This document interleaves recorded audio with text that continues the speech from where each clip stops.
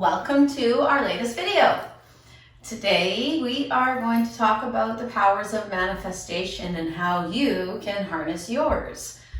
Now, especially in these times right now, the use of manifestation is super duper important because really, plainly said, manifestation is thinking things into being, or, well, that is not the Webster's dictionary definition of the word manifesting. What we're more talking about here is what manifesting will mean to you and how you can do it for yourself.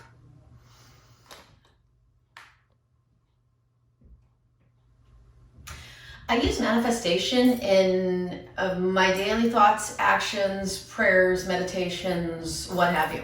I use manifestation constantly and every day. And actually, once you start using manifestation, you do actually have to do it every day because we are all manifesting right now. We are all manifesting at all times because every thought, every feeling, everything that you do attracts stuff to you.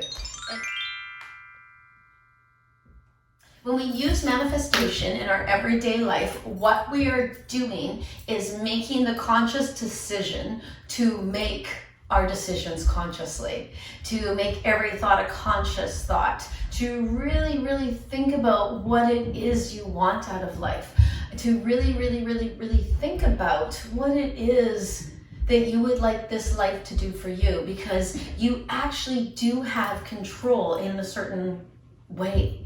And one of the ways in which we have control right now is through our thoughts, our feelings, our emotions, the way we're reacting to what's going on around us at the moment.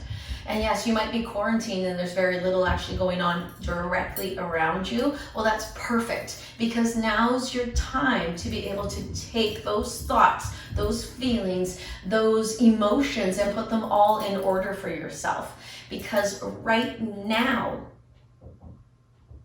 the greatest percentage of us are quarantined. Right now, the greatest percentage of us are being told by our own governments to just sit down, relax, and take a moment.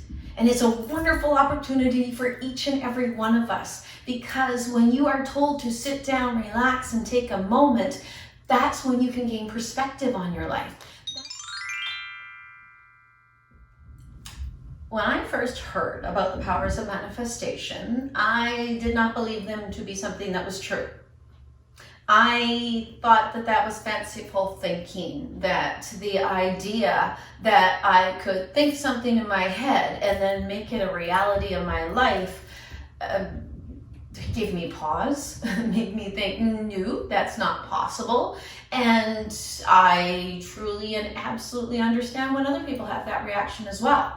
But when my life brought me to a point where there was no other resource for me but the power of positive thinking, I found that the power of positive thinking was one of the greatest powers I had. I found that if I just changed the way I looked at things in my life, I could actually change those things in my life. And I understand and know that the idea behind that, the basic put in your face idea, sounds kind of ridiculous. The idea that I could think about something enough that I could actually make it happen seems ridiculous. But have you ever worried about something? Worried over it. And then when it actually did come to fruition that your worry was answered, you thought, well, that's right, I was worried about it and this is what happens. You were, what's the word I'm looking for? You were vindicated in your worry. So if you can do it in a negative way, why can't you do it in a positive way? We always find it so dang easy to believe in the negative. We always find it so easy to believe things are going to go to poo. Look at Murphy's Law. Well, if you believe things are going to go to poo, things most definitely will go to poo. If you believe that things will always work out in a positive fashion for you, then you are more likely to experience things working out in a positive fashion. And you don't always know what is going to be positive for you. You might think you know what is going to be positive for you. Think about how many times in your life that something came into your life and you thought, this is it, this is the greatest thing, I'm so glad this has turned out this way. And it did not turn out well. Or have you ever had something come into your life where you thought, this is the worst thing that has ever happened to me, nothing will ever be good again, and then come to find out that that actually brought something much better into your life? We don't know what the outcome is going to be, we just know how it is going to feel to us. And that's the key word, is feel. It's emotions. You manifest, yes, through your thoughts, but your thoughts, logical as they may be, are usually actually quite influenced by your emotions.